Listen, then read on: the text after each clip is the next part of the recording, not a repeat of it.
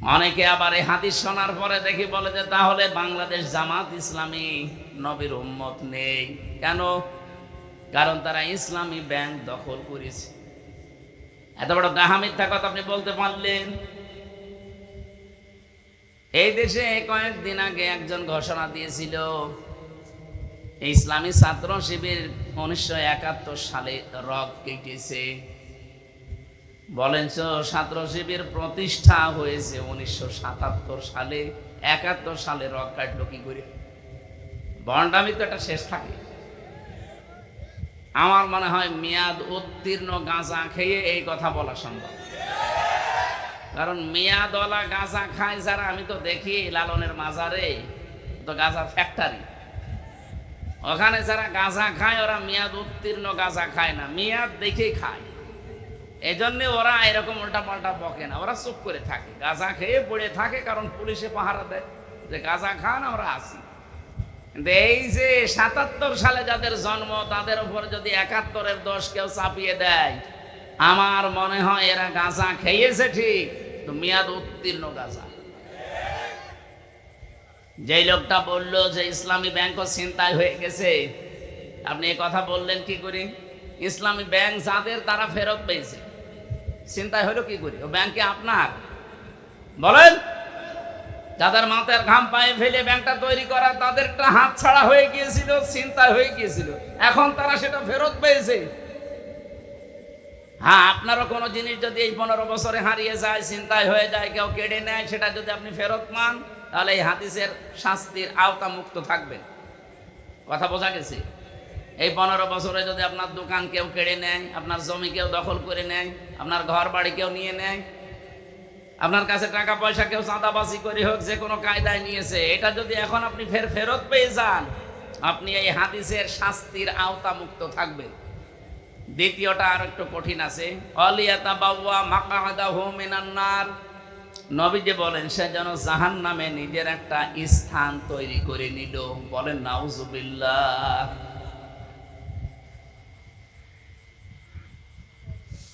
সিরাজগঞ্জবাসী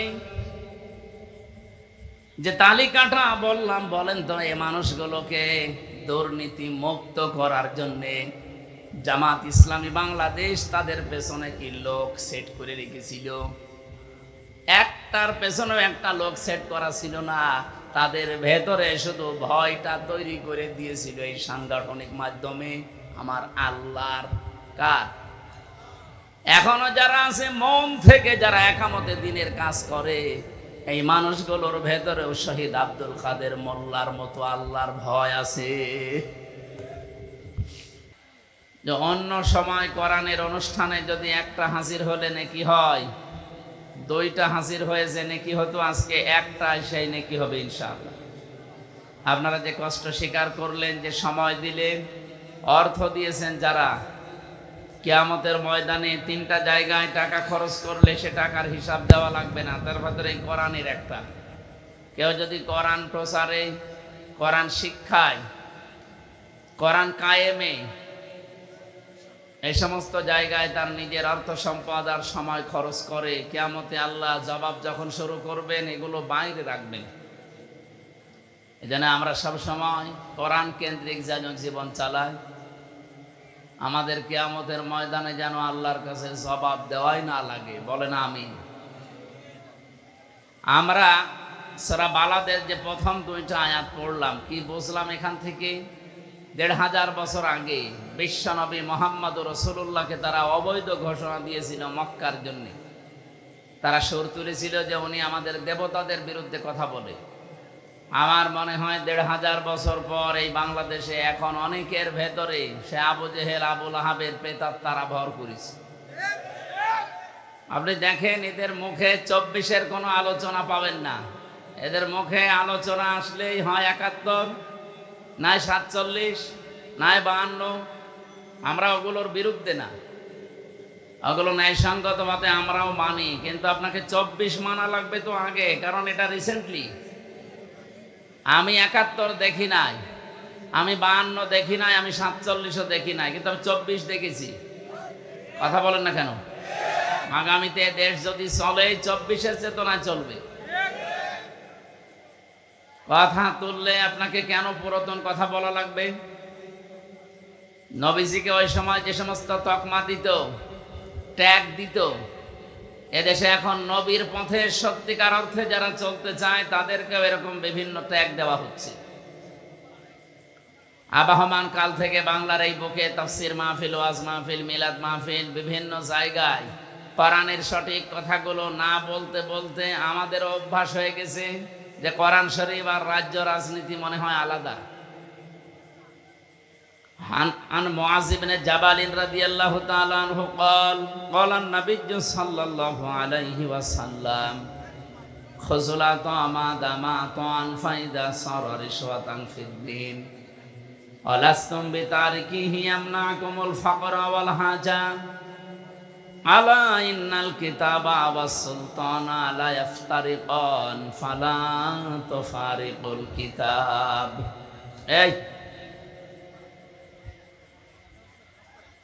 এখানে কেউ যান মিটিয়ে দেন, হ্যাঁ একটু তাড়াতাড়ি করেন। শয়তান তো আর বসে নেই, শয়তান তো শয়তানি করার জায়গা পাচ্ছে না। দেন 2 টাকা 2 দিকে সরিয়ে দেন, বাকিগুলো এদিকে চলে আসেন। সুবহানাল্লাহ আলহামদুলিল্লাহ লা ইলাহা ইল্লাল্লাহ। এই জিকির করেন তো আগে। সুবহানাল্লাহ আলহামদুলিল্লাহ লা ইলাহা ইল্লাল্লাহ লা ইলাহা ইল্লাল্লাহ মুহাম্মাদুর রাসূলুল্লাহ। সিরাজগঞ্জবাসী, আপনি যে কোরআনের সাথে মিলান হাদিসের এই যে বাণীটা পড়লাম, হযরতে মুআয ইবনে জাবাল, একজন বিখ্যাত সাহাবী, নবীজি যখন তাকে ইয়ামেনের গভর্নর করে পাঠাচ্ছিলেন, ঘোড়ার রেকাবের ভেতরে অলরেডি তিনি পা দিয়ে ফেলেছেন, এবার রওনা করবেন। নবীজি তাকে বললেন, তোমাকে একটা দেশের দায়িত্ব দিয়ে পাঠালাম, হাদিয়া তোফা তুমি গ্রহণ করতে পারবা ওই পর্যন্ত যতক্ষণ ওটা হাদিয়া থাকে, কিন্তু কোনো হাদিয়া তোফা যদি ঘোষের পর্যায়ে পড়ে ওইটা আর নেওয়া যাবে না। কিন্তু আমি আশঙ্কা করছি যুগ জামানা এমন আসবে, অনেকেই বাধ্য হবে, তার প্রয়োজন, তার বাস্তবতা তাকে এই হাদিয়ার নামে ঘুষ খেতে। বলেন তো 1500 বছর আগের কথা এখনো বাংলাদেশে মনে হয় নবীজি এই মাত্র বলে গেল। ওই সময় তিনি জানিয়েছিলেন, আলা ইন্নাল কিতাবা ওয়াস সুলতানা লা ইফতারিকান, সাবধান থাকবা, ভালো করে শুনবা, অতি শীঘ্র এমন একটা যুগ জামানা এসে যাবে যে জামানার মানুষেরা বলবে রাজ্য রাজনীতি আর কোরআন শরীফ আলাদা। বলেন কতদিন আগের কথা এটা, এখন বাস্তবে 100 ভাগ ফলে যাচ্ছে। উনি বলেছিলেন কিছু মানুষ এমন আসবে দেশে, তারা বলবে কোরআন আর রাজনীতি এটা আলাদা। সাফ কথা বলছি, যারা বলেন কোরআনের সাথে রাজনীতির কোনো সম্পর্ক নেই, আপনি যদি কোরআন বিশ্বাসও করে থাকেন আপনি মুনাফিক।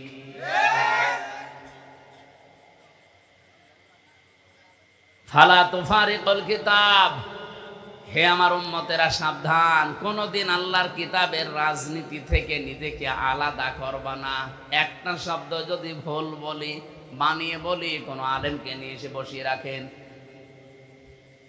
নবীজি বলেছিলেন এমন সময় দুনিয়াতে আসবে, ওই জামানার মানুষগুলো কথা বলবে যে কোরআন শরীফ আর রাজ্য রাজনীতি এটা আলাদা।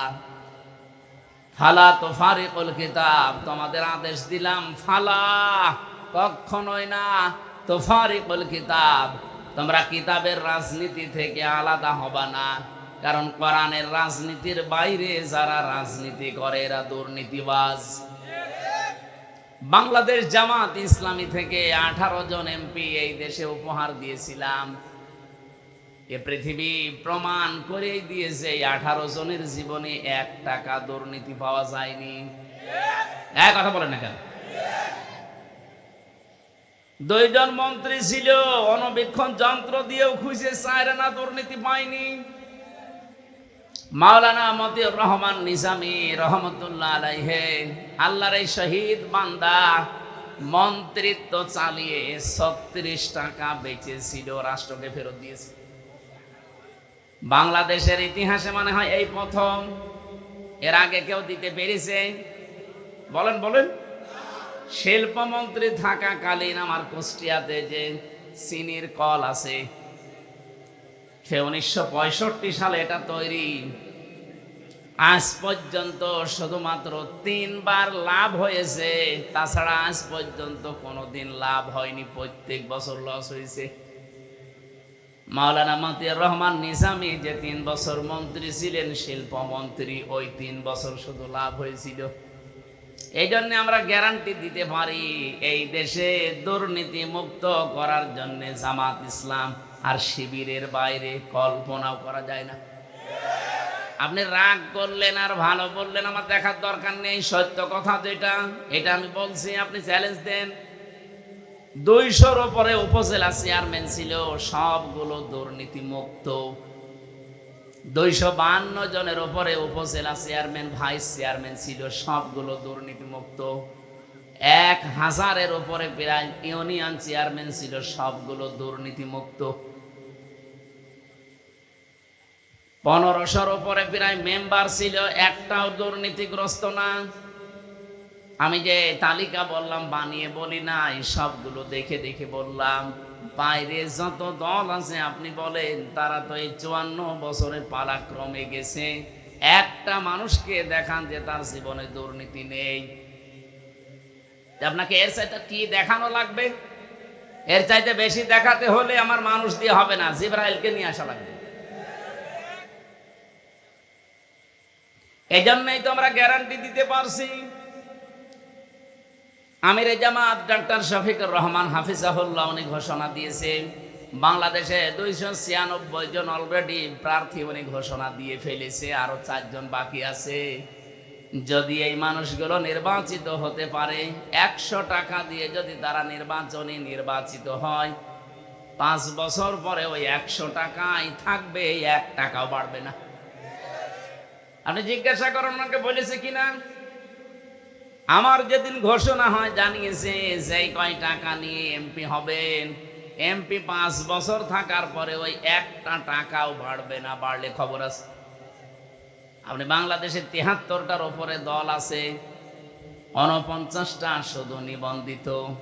শেষে আমাদের নিবন্ধন ফিরিয়ে দিয়ে 50টা হয়েছে।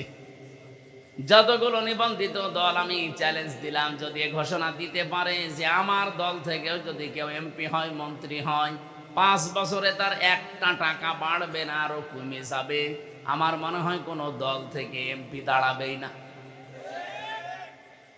চিন্তা করবে ছাতা করে করবো কি? আমি আসি এ রাস্তায় 10 কোটি টাকা খরচ করে 100 কোটি টাকার মালিক হওয়ার জন্যে। আরে কে ঘোষণা দিল যে 1টা টাকাও নাকি বাড়বে না? ও ছাতা আমার দরকার নেই, আমি সুবহানাল্লাহ জিকির করি। এই ময়দানগুলোতে সত্যি করে বলছি, আমরা কোরআনের কথাগুলো সঠিকভাবে না বলতে বলতে আমাদের অভ্যাসী হয়ে গেছে। এখানে মনে হয় কবরের কথা বলা লাগবে, সে কবরের কথাও তো আপনারা বলতে দেন না। কারণ কবরের ভেতরে প্রথমে আপনাকে নেওয়ার সময় যে কথা আমরা বলি আপনার জীবনের সাথে তো মেলে না। কবরে প্রথম নম্বরে বলা হবে বিসমিল্লাহি ওয়া আলা মিল্লাতি রাসূলিল্লাহ, আল্লাহর নামে রসুলের দলে তুলে দিয়ে গেলাম।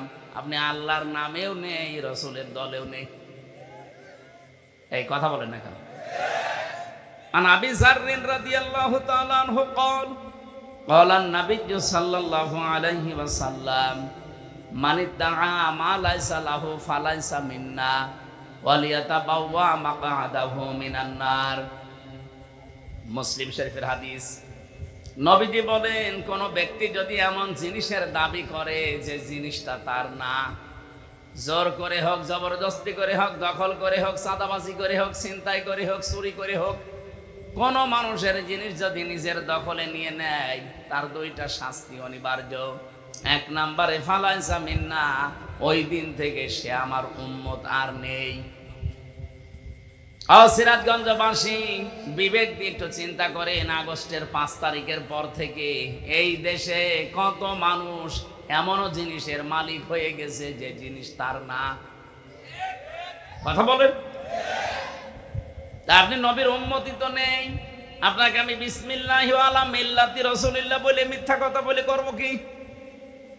অন্যের জিনিস যারা নিজের দখলে নিয়ে নিয়েছেন, কান খাড়া করে শোনেন, যদি ওই জিনিস ফেরত না দেন আপনি নবীর উম্মত থেকে খারিজ হয়ে গেছেন।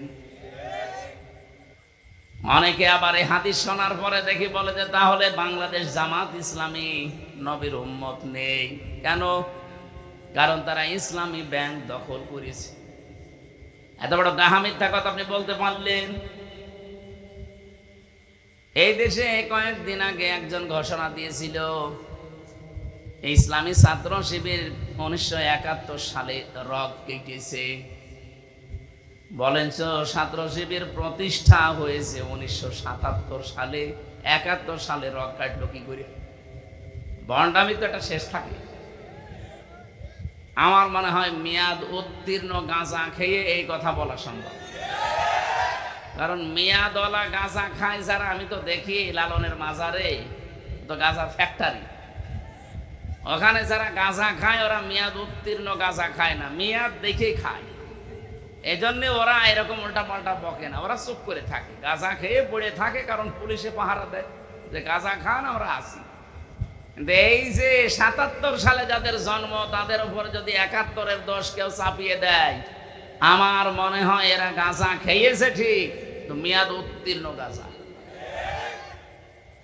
যেই লোকটা বললো যে ইসলামী ব্যাংকও ছিনতাই হয়ে গেছে, আপনি এই কথা বললেন কি করে?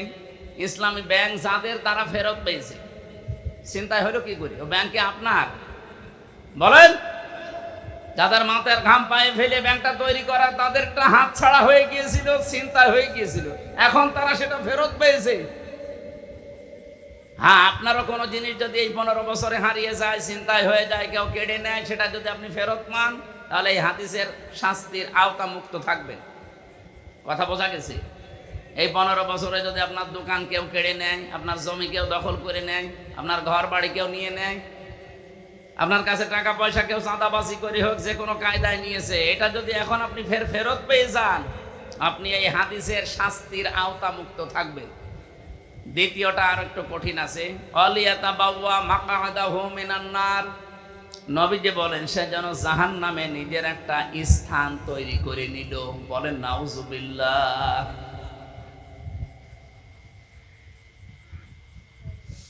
সিরাজগঞ্জবাসী যে তালিকাটা বললাম, বলেন তো এই মানুষগুলোকে দুর্নীতি মুক্ত করার জন্যে জামাত ইসলামী বাংলাদেশ তাদের পেছনে কি লোক সেট করে রেখেছিল? একটার পেছনেও একটা লোক সেট করা ছিল না, তাদের ভেতরে শুধু ভয়টা তৈরি করে দিয়েছিল এই সাংগঠনিক মাধ্যমে। আমার আল্লাহর কার? এখনো যারা আছে মন থেকে যারা একামতে দিনের কাজ করে, এই মানুষগুলোর ভেতরেও শহীদ আব্দুল কাদের মোল্লার মতো আল্লাহর ভয় আছে। মুসলমান ভাইরা যেখানেই যায়, এতদিন পর্যন্ত কথা আসতো না, এখন কিছু মানুষের মুখ দিয়ে দেখি বের হয় যে ওয়াজ মাহফিলে, তাফসির মাহফিলে যেন রাজনৈতিক কথা বলা না হয়। আমিও ওপেন চ্যালেঞ্জ দিলাম, আমাকে যেখানে নিয়ে যাবেন, যেই সাবজেক্ট দেবেন, ওখান থেকে আমি রাজনীতি আরম্ভ করব। আপনি বাধা দেন দেখি। আপনি কবরে নিয়ে যাবেন, কবরেও রাজনীতির 3টা প্রশ্ন আছে, মার রব্বুকা ওয়া মান নাবিয়্যুকা ওয়া মা দীনুকা, 3টায় রাজনৈতিক প্রশ্ন। আপনি নিয়ে যাবেন কোথায়? যদি জন্মে নিয়ে যান, জন্মে আমি রাজনীতি আরম্ভ করব, কারণ সর্বপ্রথম জন্ম নিলেই বলা লাগবে আল্লাহু আকবার। এর চাইতে বড় রাজনীতি কি আছে? এখন যদি বলেন আমি মরণে নিয়ে যাব, মরণেও রাজনীতি আছে, কারণ মরণের জীবনের শেষ কথা আপনাকে বলা লাগবে লা ইলাহা ইল্লাল্লাহ। এর চাইতে বিপ্লবাত্মক কথা পৃথিবীতে আর নেই। আপনি ঘোষণায় দিয়ে গেলেন যে দুনিয়ায় কাউকে মানি না আল্লাহ ছাড়া। সুবহানাল্লাহ বলতে পারেন না? আপনি নিয়ে যাবেন কোথায়? বিয়েতে নিয়ে যাব, বিয়েতেও রাজনীতি আছে কি নেই? আপনি যখন বলেন যে কবুল, কবুল বলার সঙ্গে সঙ্গে একটা মেয়ে লোকের যত রকমের দায়িত্ব সব আপনার ঘাড়ে এসে যায়। আল্লাহ রাব্বুল আলামিন বলেন, কোন মানুষ যদি মুসলমান হতে চায় সেও কিন্তু একটা কবুল বলে লা ইলাহা ইল্লাল্লাহ। এই কথার ভেতরে আপনি কয়েকটা জিনিস পাবেন। আমানতু বিল্লাহ কামা হুয়া বিআসমাইহি ওয়া সিফাতিহি ওয়া ক্বাবিলতু জামিআ। আমি কবুল করে নিলাম আল্লাহর যত বিধান আছে সব। রাজনীতি নেই কোথায়? রাজনীতির বাইরে কোরআন শরীফে আপনি কথাই পাবেন না। তাফসীর মাহফিল লিখে দিয়েছেন, আবার বলেন রাজনীতি করবেন না। কোরআনের বাইরে যদি আমি কোনো কথা বলি ওটা তো আর রাজনীতির বাইরে গেলে দুর্নীতি হয়ে যায়। অন্য বছরের কথা বাদ দিয়ে এই 15 বছরের হিসাব করে বলেন, যারা কোরআন বাদ দিয়ে রাজনীতি করেছে তাদের জীবন পুরাটাই দুর্নীতিগ্রস্ত। ভূমি মন্ত্রী ছিল একজন, 620টা বাড়ি বানিয়েছিল। কয়েকদিন আগে আমি মালয়েশিয়া গিয়েছিলাম, যে হোটেলে উঠলাম নিচে নেমে দেখি শয়তান বসে আছে। আমারে দেখে বলছো, হুজুর আমি আগেই পালিয়েছি। আপনি পালালেন কেন? আপনার না শুনেছি 620টা বাড়ি আছে, কিন্তু আমি থাকতে পারি না। মালয়েশিয়াতেও আমার সাহেব পাড়ায় ঘর আছে, বাড়ি আছে, কিন্তু তালা লাগানো। আমি যাব কি করে? কারণ এই দেশে 20 লাখ বাঙালি আছে, যদি আমারে পাই ভর্তা বানিয়ে ফেলবে। এই জন্য আমি চুরি করে আসি। এই হোটেলে থাকি, আমি নামিও না, মাঝে মাঝে নামি আবার চলে যাই ঘরে। আমি মনে হয় যে জেলখানায় আছি। আমারে বলছে কাউকে কিছু বলবেন না, শুধু দোয়া করবেন। তা আপনার জন্য আমার দোয়া আসবে।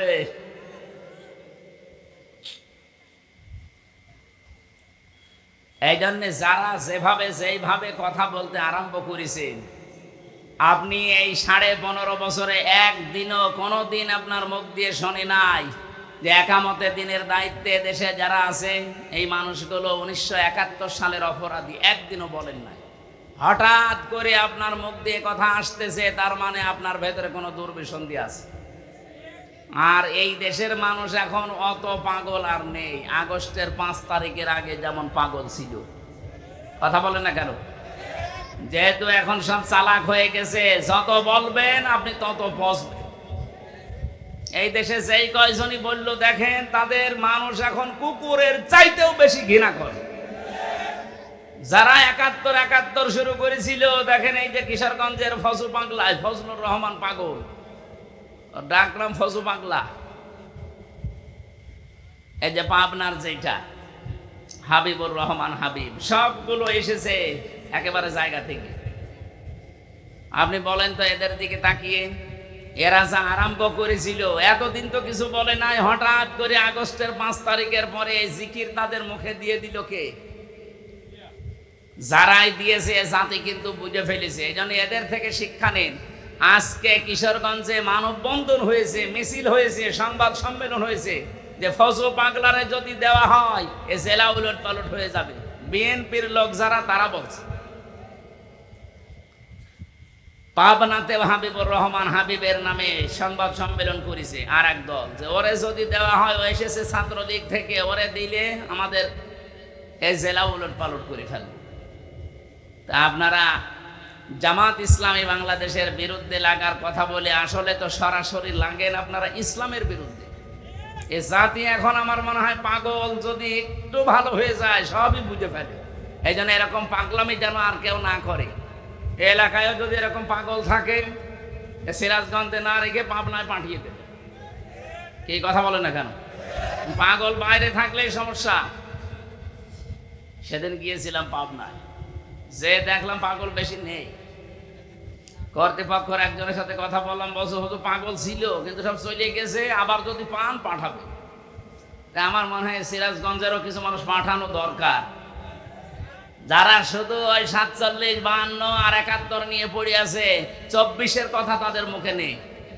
এমনও ঘোষণা তারা দিচ্ছে, যদি আমরা চেয়ার পাই 24 বলে কিছু থাকবে না।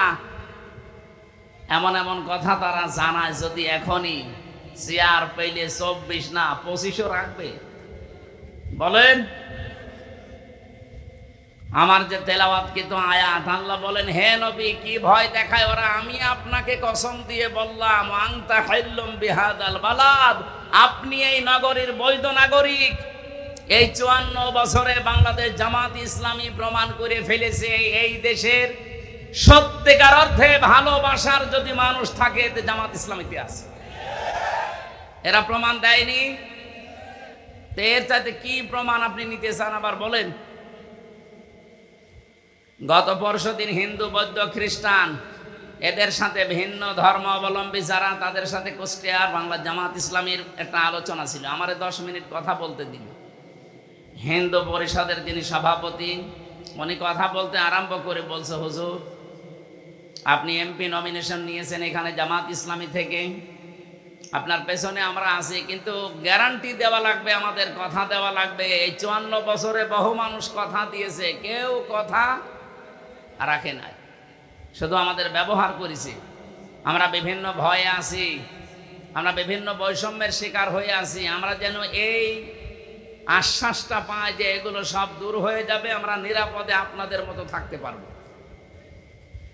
আমি ওনাকে ওই দিন গ্যারান্টি দিয়ে বলেছি, আমাদের আমির ডক্টর শফিকুর রহমান উনি জানিয়েছে দেশের মসজিদ যেমন পাহারা দেওয়া লাগে না, মন্দিরও পাহারা দেওয়া লাগবে না যদি ইসলাম ক্ষমতায় আসে।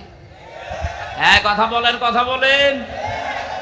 ওনারা আশ্বাস পেয়েছে, বলেছে যে আমরা সামনে চেষ্টা চালাবো ইনশাআল্লাহ। গত পরশুদিন গোবিন্দ পরামানিক বাংলাদেশের হিন্দু মহাজোটের মহাসচিব উনি জানিয়েছে দেশে জামাত ইসলামী যদি ক্ষমতায় আসে তাহলে এই দেশে সবচেয়ে বেশি নিরাপদে থাকবে অন্য ধর্মের মানুষেরা। একজন হিন্দু মানুষে কথা বোঝে আর আপনি বোঝেন না। এজন্য বৈধ নাগরিক এই দেশের আমার মনে হয় যারা ইসলাম ভালোবাসে, দেশ ভালোবাসে মন থেকে, তারা। রব্বুল আলামিন বলেন, আমি যেখানে থেকে তেলাওয়াত করেছিলাম এই জায়গা থেকে, ফালাকতা হামাল আকাবাতা ওমা আদরাকা মাল আকাবা। হে নবী, তারা গিরিপথ পাড়ি দিতে রাজি না। এদেশে অনেকেই শর্টকাটে সোজা জান্নাতে যেতে চায়। শর্টকাটে সোজা জান্নাতে যাওয়ার কোনো রাস্তা আল্লাহ কোরআনে দেয়নি, আল্লাহ আকাবাটা দিলেন। তারা গিরিপথ, দুর্গম পথ, এই কঠিন পথ পাড়ি দিতে এরা রাজি না, অথচ এই গিরিপথ পাড়ি দিয়ে আমি আল্লাহ জান্নাত রেখে দিয়েছি। বলেন সুবহানাল্লাহ। গিরিপথটা কি? যারা সত্যিই একেবারে শুরু থেকে শেষ পর্যন্ত কোরআনে একবারও পড়েছে তারা এই গিরিপথে পা বাড়িয়েছে। গিরিপথের বর্ণনা আল্লাহ দিচ্ছেন এই দুর্গম পথটার। 1 নম্বরে ফাক্কু রাকাবা। ফাক্কুন মানে মুক্তি, রাকাবা মানে দাস। যারা দাস মুক্তির জন্য দুনিয়াতে কাজ করে, আয়াতের একেবারে শেষের দিকে পাবে নুলাইকা সাহাবুল মাইমানা। রব্বুল আলামিন বলেন এই মানুষগুলোই সৌভাগ্যশালী, এরাই ডানপন্থী, এই মানুষগুলোই সফল হবে। তাহলে প্রথম কর্মসূচি, বাংলাদেশে যদি সফল হতে চান, দুনিয়া আখেরাতে যদি আপনি সৌভাগ্যশালী আল্লাহর দরবারে হতে চান, এই কর্মসূচি এই দেশে হাতে নেওয়া লাগবে। আর আমি কোরআনের সাথে মিলিয়ে দেখলাম বাংলাদেশ জামাত ইসলামী এটা হাতে নিয়েছে। ফাক্কু রাকাবা মানে কি বললাম? দাস মুক্তি। যেহেতু বাংলাদেশে দাস প্রথা নেই, তাহলে আয়াত কি করবেন? ওই জামানায় মানুষ বেচা কিনা চলতো, মানুষ মানুষকে দাস বানিয়ে রাখতো। এখন এই সিস্টেম নেই, কিন্তু এই আয়াতটা তো ব্যাখ্যা করা লাগবে। এখন ব্যাখ্যায় নিয়ে আসতে হলে এভাবে নিয়ে আসতে হবে আপনাকে। পৃথিবীতে মানুষ হয়ে যারা মানুষের দাসত্ব করে, মানুষের গোলামি করে, এখান থেকে যারা মানুষকে মুক্ত করে আল্লাহর গোলাম বানাতে চায়, আল্লাহর দাস বানাতে চায়, তারা এই দেশে সফল হবে। আর এটা বাংলাদেশ জামাত ইসলামী করছে। তারা চায় জমিন আল্লাহর, এখানে আইন চলবে আল্লাহর। সাফ কথা বলছি, বাংলাদেশে যারা আল্লাহর আইন বাদ দিয়ে মানুষের তৈরি করা আইন যারা কায়েম করতে চান, আপনি মরে গেলে জান্নাত পাবেন না, এটাই ফাইনাল। কারণ আপনি কোরআনের 918টা আয়াত মানেন না। কয়টা? 918টা আয়াত আপনি মানেন না। আলা লাহুল খালকু ওয়াল আমরু ইনিল হুকমু ইল্লা লিল্লাহ, এরকম 918 জায়গায় পড়া কোরআনে আমি পেয়েছি। যারা মানুষের তৈরি করা আইন কায়েম করার জন্য দল করেন, চেষ্টা করেন, আপনি জাহান্নামী, আর কারো ফতোয়া লাগবে না। এই যে কাদিয়ানীরা, এরা কি জান্নাতি না জাহান্নামী? বলেন বলেন। কেন? ওরা কোরআন শরীফ কি পড়ে না? ওরা কি নামাজ পড়ে না? কোরআনের 6666টা আয়াতের ভেতরে সবগুলোই তারা বিশ্বাসও করে, কম বেশি মানেও। শুধুমাত্র সূরা আহজাবের 40 নম্বর আয়াতের 4 ভাগের 1 ভাগ একটা শব্দ মানে না, বিশ্বাসও করে না, মানেও না। মা কানা মুহাম্মাদুন আবা আহাদিম মির রিজালিকুম ওয়ালাকির রাসূলুল্লাহি ওয়া এক আয়াতের 4 ভাগের 1 ভাগ না, অলরেডি 918টা আয়াত সে মানে না। সে তো কাফেরের বাপ। বলেন, আমি আপনাকে বাঁচাতে চাই, আমার নিজের কোনো স্বার্থ এখানে নেই। কোরআনের চোখ, হাদিসের চোখ লাগিয়ে দেখতে পাচ্ছে আপনি জাহান্নামে যাচ্ছেন, ফিরে আসেন।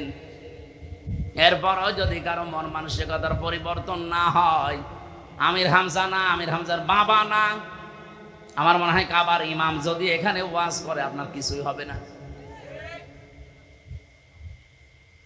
নবীজির মুখে ওয়াজ শুনেছিল আবু সেহেল আর আবু বকর, দুইজনের নামের আগে আবু আছে।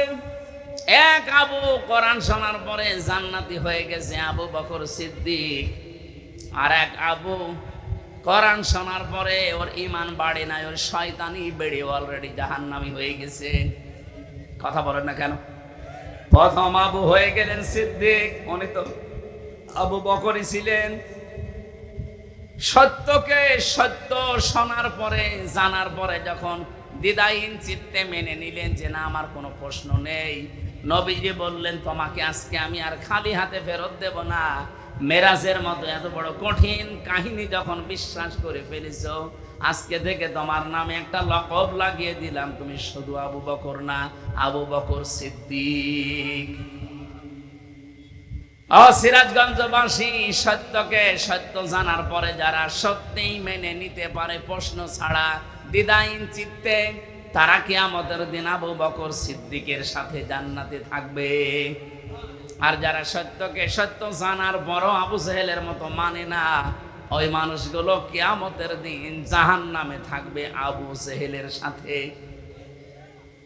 এদেশে কর্মসূচি সবার আছে কম বেশি, কিন্তু কোরআন কেন্দ্রিক এই 5টা কর্মসূচি জামাত ইসলামী বাংলাদেশে আছে। এরা চাই মানুষকে আমরা মানুষের তৈরি করা আইন থেকে, গোলামি থেকে মুক্ত করে আল্লাহর গোলাম বানাতে চাই। যদি এই কর্মসূচি জামাত ইসলামী বাংলাদেশে না থাকে, এই জামাত করারও দরকার নেই।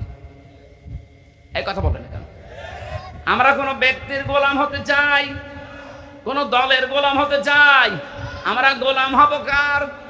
কিন্তু যেই দলের ভেতরে কোরআন কারীমের বর্ণিত এই গুণগুলো আমরা পাবো, মাস্ট বি আবু বকরের মতো সেখানে যাব। তাহলে আজকে থেকে সিদ্ধান্ত আপনার উপরে। ৭৩টা দলের ভেতরে যারা আল্লাহর তৈরি করা আইন কায়েমের জন্য চেষ্টা চালায়, যারা মানুষকে দাস মুক্তি করতে চায়, মানুষের গোলাম থেকে আল্লাহর গোলাম বানাতে চায়, আপনি চোখ কান বুঝে তাদেরকে সাপোর্ট করবেন। যেই দল পাবেন এরকম সেই দলে যাবেন। আমি আপনাকে জামাত ইসলামী, ইসলামী ছাত্র শিবির, ইসলামী ছাত্রী সংস্থা করতে বলছি না, কিন্তু কোরআনে বর্ণিত এই নিয়মটা যেখানে পাবেন সেখানে যাবেন। আমি জামাতে পেয়েছি, জামাতে গেছি। কোন দলের ভেতরে এই কর্মসূচি আমি পাইনি। 2 নাম্বারটা কি? আও ইউতামুন ফি ইয়াউমিন দি মাসগাবা, যারা দুর্ভিক্ষের সময় মানুষের খাবার পৌঁছিয়ে দেয়, এই কর্মসূচিটাও বাংলাদেশ জামাত ইসলামীর হাতে আছে। এই কথা বলেন না কেন? এই 14 বছরে তো তারা দেখিয়েছে। এমনকি আগস্টের 5 তারিখের পরে দেখেন, এই যে ফেনীতে, কুড়িগ্রামে, নেত্রকোনায়, কি অবস্থা তৈরি হয়েছিল। এদেশে তো কত দল আছে, কই কেউ তো এভাবে এগিয়ে গেল না। 65 বছরের মুরব্বী ডাক্তার শফিকুর রহমান এই পর্যন্ত পানির ভেতরে নেমে খাবার পৌঁছিয়েছে। এটাকে আমি বানালাম? বলেন বলেন। তে বাস্তবতা আমি যেখানে দেখতে পাচ্ছি যে কোরআনের সাথে এদের জীবন চরিত্র মিলে যাচ্ছে, সেটা বাদ দিয়ে আমি যাব কোথায়? খাবারের ব্যবস্থা করা লাগবে। দুর্ভিক্ষের সময় অসহায় মানুষ যারা, তাদের কাছে কত মানুষের ব্যাংকে টাকা ছাতা পড়ে যায়। 50 কোটি টাকা ব্যাংকে পড়ে আছে, কেন ওখান থেকে 5 কোটি টাকা একটু দুর্ভিক্ষের সময় ছড়িয়ে দেওয়া যায় না? কি করবেন টাকা নিয়ে? এখন যদি চোখ বন্ধ হয়ে যায়, এই টাকায় আপনাকে জাহান্নামে নেওয়ার কারণ হবে। আর না আপনাকে বলে করবো, আপনি তো জাহান্নামে বিশ্বাস করেন না, আপনি তো জাহান্নাম আছে এইটাই বিশ্বাস করেন না, আপনাকে বলে করব কি? আমরা যারা অন্তত বিশ্বাস করি তাদেরকে বলছি, এ জীবনে জীবন শেষ না, আর একটা কিন্তু বিশাল জীবন আসতেছে সামনে। ইয়াতীমাংদা মাকরাবা, 3 নম্বরে যারা ইয়াতিম, যারা নিজের নিকটের ভেতরে যারা ইয়াতিম, এদের খোঁজ খবর রাখে। বাংলাদেশে কোন দলের কর্মসূচিতে আপনি এইটা পাবেন বলেন? যদিও আমরা যারা জামাত ইসলামী করি এটা 100 ভাগ আমরাও মানতে পারছি না, কিন্তু আমরা চেষ্টা চালাই। আমরা মানতে পারি না কেন? আমাদের পরিবারস্থ এমন লোক আছে যাদের কারণে আমরা সব রক্তের সম্পর্কগুলো 100 ভাগ টিকিয়ে রাখতে পারি না। আজ আমার নিজের ভাইয়ের সাথে আমার সম্পর্ক ভালো না, আমার বোনের সাথে আমার সম্পর্ক ভালো না, এটার ভেতরে যতগুলো কারণ আছে, অন্যতম কারণ আমার পরিবারটা। এদের থেকে আমি সাপোর্ট পাই না, এজন্য আমার রক্তের সম্পর্ক দূরে চলে যায়। এরকম পরিবার দেশে নেই? বলেন বলেন।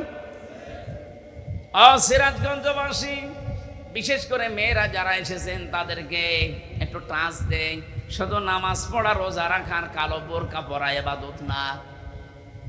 নবীজি বলেন, কোন স্ত্রী যদি চায় যে আমার স্বামী আরো বেশি দিন বেঁচে থাক, আমার স্বামীর হায়াত বেড়ে যাক, আমার স্বামীর সন্তান সম্পদ আরো বৃদ্ধি পাক, ওই মহিলা যেন স্বামীকে বলে, স্বামী আর যাই করো, রক্তের সম্পর্কগুলো ঠিক রাখো। কিন্তু আজ হাজারো পরিবারে এই স্ত্রীর কারণে স্বামী বাধ্য হয় রক্তের সম্পর্ক ছিন্ন করতে। কথা বলেন কথা বলেন। এই জন্যে আমাদের যে রিপোর্ট বই আছে দেখবেন, এখানে একটা ধারায় লেখা আছে প্রত্যেক সপ্তাহে অন্তত একদিন পারিবারিক বৈঠক করা লাগবে।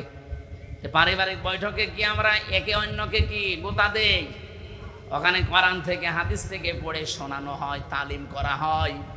অন্তত পরিবারের ভেতরে এই বিশ্বাস যেন জন্ম নেয় যে আমার স্বামী রক্তের সম্পর্কগুলো ঠিক রাখছে আমাদের বাঁচার জন্যেই। ইয়াতীমাংতা মাকরাবা, এই কর্মসূচি আমাদের হাতে নেওয়া লাগবে। আও ইতামুন ফি ইয়াউমিন যী মাতরাবা, ধনী মলিন যারা অসহায়, যে মানুষগুলো কাজ করে খায়, এদের সামনে যে মানুষগুলো এগিয়ে যায়। এই যে ভীষণ গরম গেল কয়েকদিন, আমি নিজে দেখেছি কুষ্টিয়াতে বাংলাদেশ জামাত ইসলামী শুধুমাত্র একটা দল পেলাম, 1 প্যাকেট স্যালাইন, 1 প্যাকেট পানি, 1 বোতল পানি আর কিছু শরবত নিয়ে ধলি মলিন যারা কাজ করে খায়, রাস্তায় থাকে, তাদেরকে নিয়ে এই গরমে খাওয়াচ্ছে। অনেকে আবার টিটকারি করে যে এ আর কয় টাকা, আপনি কয় টাকা দিয়েছেন? 1 বোতল পানি 20 টাকা, একটা স্যালাইন 10 টাকা, 30 টাকা, অন্তত 30টা টাকা করেও তো তারা দিচ্ছে এই গরমে। আপনি কয় টাকা দিয়েছেন? নিজে তো ভালো কাজ করতেই পারে না, যে কেউ করে ও সহ্য করতে পারে না। চট্টগ্রামে যে খাল খননের জন্য, পরিষ্কার করার জন্য যারা দায়িত্বে আছে, ওরা বলেছিল 400 কোটি টাকা দেন, আমরা এ কাজ করব। বাংলাদেশ জামাত ইসলামের সিংহ পুরুষ আলহাজ শাহজাহান চৌধুরী, সাবেক এমপি, উনি বলেছে 1 টাকাও দেওয়া লাগবে না রাষ্ট্রের। আমরা জামাত ইসলামী 10 টাকা 50 টাকা কালেকশন করে 1 কোটি টাকা দিয়ে এটা পুরা পরিষ্কার করে দেব, অলরেডি দিয়েছেও। তামাম দুনিয়া প্রশংসায় ভাসছে। দুঃখজনক হলেও সত্য, যারা ওই যে 400 কোটি টাকা চেয়েছিল তারা বলছে না, খাল ভালোভাবে পরিষ্কার হয়নি। জুতা দিয়ে পিটানোর দরকার না। তারা একটা টাকা না নিয়ে নিজেদের টাকা দিয়ে পরিষ্কার তো করেছে, আর তোমার কাছে দিলে তুমি 400 কোটি টাকা খেয়ে ফেলতে। প্রশংসা করার তো দূরের কথা, আরো বদনাম করছে। ওরা তো কোরআন থেকে এটা নিয়েছে ধলি মলিন যারা, মাত্রাবা মানে ধলি মলিন যারা রাস্তায় থাকে, যারা কাজ করে খায়, এরকম মানুষের কাছে যারা খাবারের ব্যবস্থা করে পৌঁছিয়ে দেয়, তাদের এই ধোলা মলিন চেহারায় হাসি নিয়ে আসে। এই কর্মসূচি বাংলাদেশে যেই দলে পাবেন, আপনাকে আহ্বান জানালাম ওই দলে যোগ দেবেন, তাহলে জীবনে সফল হতে পারবেন। অনেক মানুষ এরকম আছে যে না আমি কোনো কিছুতে নেই, আমি নিরপেক্ষ, এটা একটা টাটকা শয়তান। পৃথিবীর কোনো নবী নিরপেক্ষ ছিল না, কোনো সাহাবী নিরপেক্ষ ছিল না। আপনাকে যে কোনো একটা পক্ষ নেওয়া লাগবে, হয় শয়তানের নয় আল্লাহর। কথা বলেন না কেন? যারা বলে যে না আমি কোনো কিছুতে নেই, কিন্তু তলে তলে দেখবেন এমন মানুষকে সাপোর্ট করে যার চরিত্র শয়তানের চাইতেও খারাপ। সূরা আরাফের 83 নাম্বার আয়াতটা একটু বাড়িছে, মিলাবেন তো আপনারা? আজকেই মিলাবেন। 8 নাম্বার পারা 20 নাম্বার পৃষ্ঠায় এটা 3 নাম্বার লাইনে আছে, ফাআনজাইনাহু ওয়া আহলাহু ইল্লা ইমরাতাহু কানাত মিনাল গাবিরিন। রব্বুল আলামিন বলেন ফেরেশতা 2 জন পাঠিয়ে দিলাম আসরের নামাজের সময় লূত নবীর কাছে। বললাম আল্লাহর নবী, আপনার যে উম্মতরা আছে তাদেরকে নিয়ে আপনি এখান থেকে চলে যান, মাগরিবের সময় এখানে আল্লাহর গজব নাজিল হবে, কিন্তু সাবধান আপনার স্ত্রীকে নেবেন না। সিরাজগঞ্জবাসী এই হাদিস থেকে কি বুঝলেন? কোরআনের আয়াত এটা, কি বুঝলেন এখান থেকে? লূত নবীর স্ত্রীর চরিত্র খারাপ ছিল না, পৃথিবীতে কোনো নবীর স্ত্রীর চরিত্র খারাপ ছিল না, কারণ হারাম রক্তের ভেতরে আল্লাহ নবীদের রক্ত প্রবেশ করার নাই। লূত নবীর স্ত্রীর নিজের চরিত্র ভালো ছিল, সে চরিত্রহীনা ছিল না, কিন্তু সে তলে তলে চরিত্রহীনদেরকে সাপোর্ট করত। এই জন্য আল্লাহ তাকে ধ্বংস করে জাহান্নামে অলরেডি পাঠিয়ে দিয়েছেন। এই আয়াত থেকে আমরা যেটা প্রমাণ পেয়েছি, শুধু নিজে নামাজ পড়লে রোজা রাখলে পর্দা করলে হবে না। দেখা যায় এমন মানুষকে ভোট দেয়, এমন মানুষকে সাহায্য করে, এমন মানুষের পেছনে থাকে, এমন মানুষকে সাপোর্ট করে যার চরিত্র শয়তানের চাইতেও খারাপ, যার জীবনে কোনো আল্লাহর বিধান নেই, যার পরিবারে আল্লাহর বিধান মানে না, সমাজে আল্লাহর বিধান মানে না, অর্থনীতিতে আল্লাহর বিধান মানে না। এরকম আল্লাহ বিরোধী সীমা লঙ্ঘনকারী মানুষকে আপনি সাপোর্ট দেন, আপনার অবস্থাও লূত নবীর স্ত্রীর মতোই হবে। এই জন্য এটা দুনিয়ার কাজ মনে করে ছেড়ে যাওয়ার কোনো কারণ নেই, এটা আখিরাতের কাজ।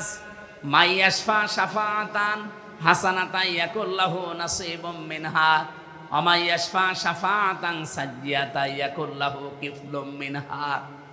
এই পৃথিবীর ময়দানে কেউ যদি ভালো কোনো কাজে সুপারিশ করে, সাহায্য করে, ভোট দেয়, রায় দেয়, সমর্থন জানায়, পেছনে থাকে, ও লোকটা ভালো কাজ করে যা পাবে আপনি শুধু সুপারিশ করে তাই পাবেন।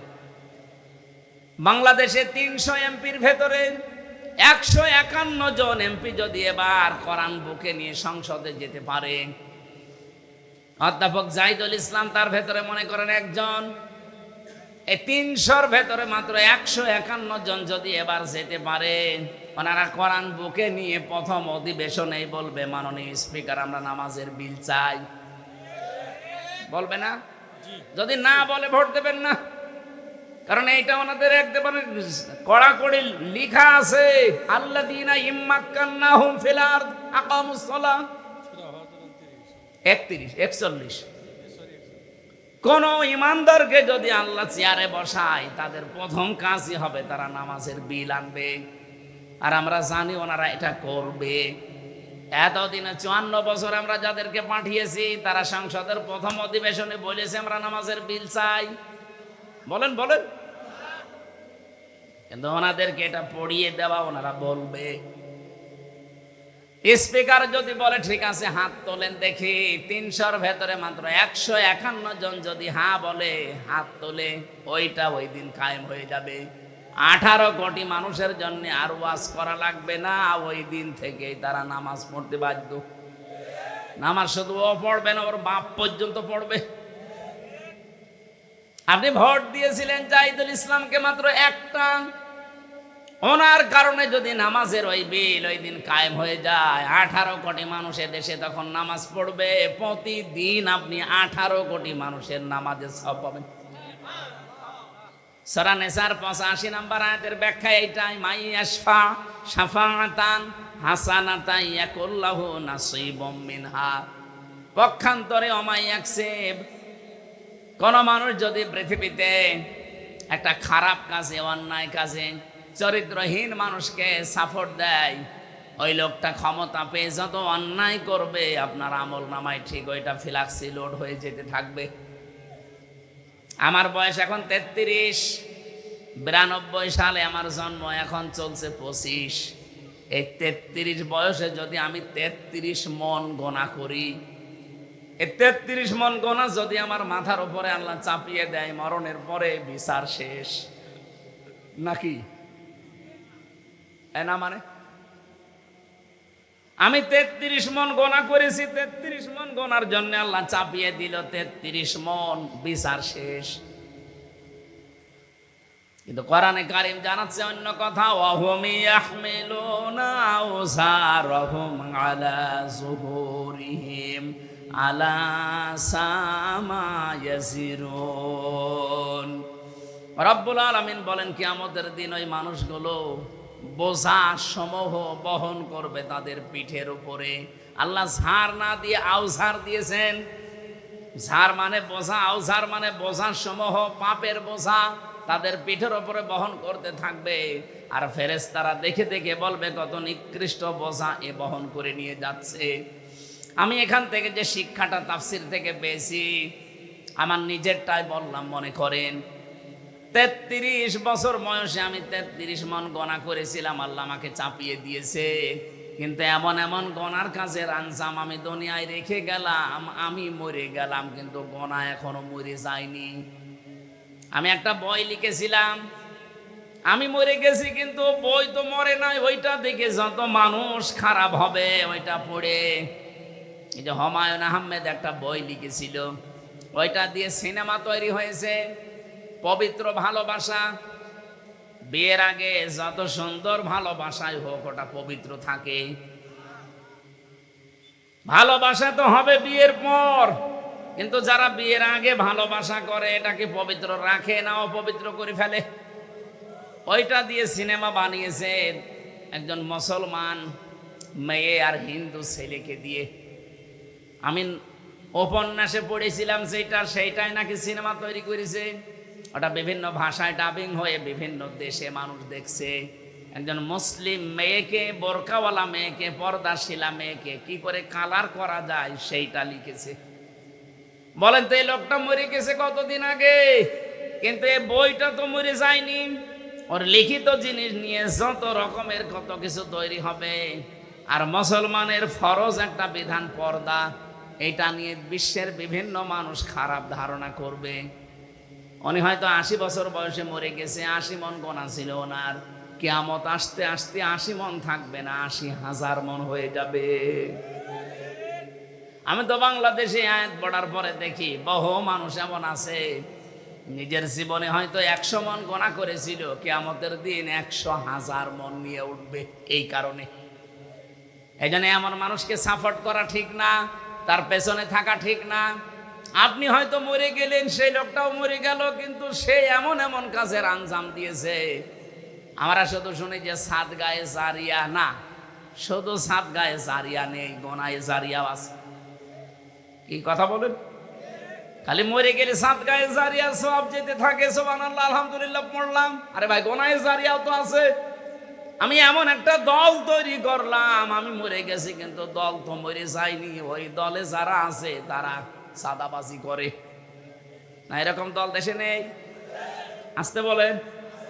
এমন একটা দল আমি বানিয়েছি যারা মানুষের বাড়ি ঘর ভেঙে দেয়, আগুন লাগিয়ে দেয়। ওই দুনিয়াতে সফল, সৌভাগ্যশালী, জোরে বলেন সুবহানাল্লাহ। কোরআনে বর্ণিত এই 5টা কর্মসূচি যেই দলে পাবেন ওই দলে যোগ দেওয়ার জন্য আপনাকে আমি হাতে পায়ে ধরে বলছি, কারণ আল্লাহ বলেন এরা সফল।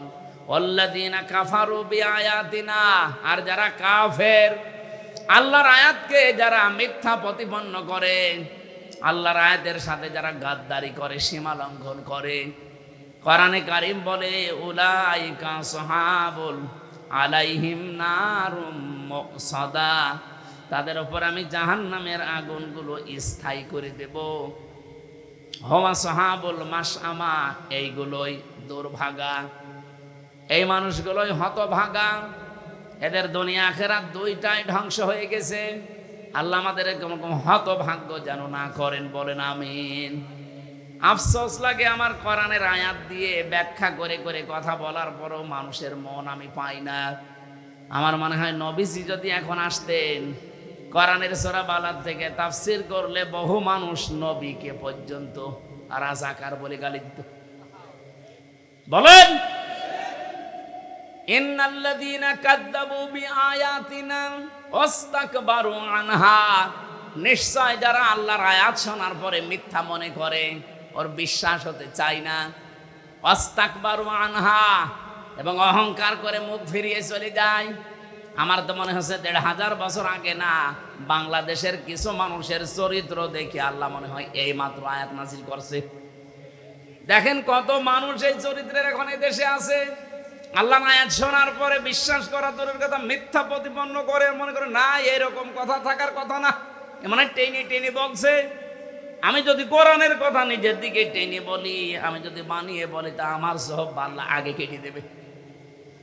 দুনিয়ার এই কিছুদিনের জন্য আমি আমার এত বড় ক্ষতি করব, আমাকে কি পাগলা কুত্তায় কামড় দিয়েছে?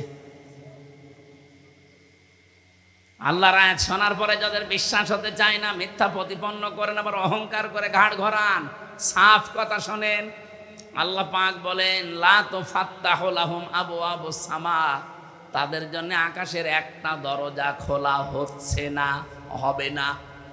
তুফাত্তাহু এটা মজারে, বর্তমান, ভবিষ্যৎ, প্রেজেন্ট, ফিউচার, বাবের বহু বছর, আবওয়াব, একটা দরজা আপনার জন্য খোলা হচ্ছে না, হবেও না কোনোদিন। ওয়ালা ইয়াদখুলুনাল জান্নাহ, আপনি জান্নাতেও যেতে পারছেন না, পারবেনও না, এইটাও মজারে। আল্লাহ বলেন কতদিন ওরা জান্নাতে যাবে না জানো? হাত্তা ইয়ালিজাল জামালু ফি সাম্মিল খিয়াত, সূচের ছিদ্র দিয়ে যতদিন উট প্রবেশ করে যেতে না পারে, সূচের ছিদ্র দিয়ে উট প্রবেশ করা যেরকম অসম্ভব, এই যে চরিত্রের কথাগুলো বললাম, এই মানুষগুলো জান্নাতে যাওয়া এরকম অসম্ভব। আর আমার দৃষ্টিতে বাংলাদেশে এরকম কিছু মানুষ আমরা এখন দেখতে পাচ্ছি। এই জন্য তাদের ওয়াজ না, তাদের ওয়াশ করা লাগবে। বুখারী শরীফ, কোরআন শরীফ দিয়ে ওদের কিছুই হবে না, ওদের বাকারি শরীফ লাগবে। আমরা যারা এখানে আছি, আমাদের কোরআন শরীফ দিয়ে, বুখারী শরীফ দিয়ে কাজ হবে ইনশা। বলেন বলেন ইনশা। ওয়াকাযালিকা নাজজিল মুজরিমিন, আল্লাহ পাক বলেন আমি মুজরিম, পাপিষ্ঠ যারা, এই মানুষদেরকে এইভাবে শাস্তির আওতায় আনবো। লাহুম মিন জাহান্নামা মিহাদু ওয়া মিন ফাওকিহিম গাওয়াশ ওয়াকাযালিকা নাজজিজ জালিমিন। আল্লাহ একটা ধরন দিলেন আযাবের, যে কিভাবে শাস্তি দেব দেখো। এদেরকে কবরে রেখে আসবে মানুষেরা, কবরের উপরে আমি আল্লাহ জাহান্নামের চাদর লাগাবো আর নিচে আগুন লাগাবো। যতই উপরে ফুল দেন না কেন, আল্লাহ পাক বলেন নিচ থেকে আগুন লাগাবার উপরে জাহান্নামের চাদর দিয়ে ঢেকে দেব। এই জন্য আপনাকে আমি সংশোধনের জন্য আহ্বান জানাচ্ছি, ফিরে আসেন এক্ষুনি সময়। কারণ আপনার কোনো গ্যারান্টি নেই, আমারও গ্যারান্টি নেই। বসে আছি, উঠবো সে ভরসা আছে। এই মুহূর্তে কোরআনে বর্ণিত এই 5টা কর্মসূচি যেখানে পাবেন, ছুটে সেখানে যাবেন, সফল হতে পারবেন। কারণ আল্লাহ নিজে জানিয়েছেন ফালাকতাহামাল আকাবা, হে নবী আপনি দেখবেন এই গিরিপথ, এই দুর্গম পথে আসতে তারা রাজি না, কিন্তু আমি আল্লাহ জানালাম এই পথ পাড়ি দিয়েই আমার জান্নাত। বলেন সুবহানাল্লাহ। আল্লাহ আমি সহ যারা এসেছি, সূরা বালাদের এই কর্মসূচিগুলো আমাদেরকে মেনে চলার তৌফিক এই মুহূর্তে দান করো। বলেন আমিন। আমরা যেন আবু জেহেলের মতো না হয়ে যাই। নবীজির মুখে কোরআন শোনার পরও হেদায়েত পাইনি, ওর শয়তানি যা ছিল আরো বেড়েছে। এই সিরাজগঞ্জে কামারখন্দে সদরে যদি আবু জেহেলের মতো মন কারো থাকে, কোরআনের আলোচনায় ওর আবু বকরের মতো ঈমান বাড়বে না, আবু জেহেলের মতো ওর শয়তানি বাড়বে। দেখবেন আগামী থেকে যারা এসে এরকম কথা বলবে যে তাফসির হয়েছে না রাজনীতি, তাফসির মানেই তো রাজনীতি।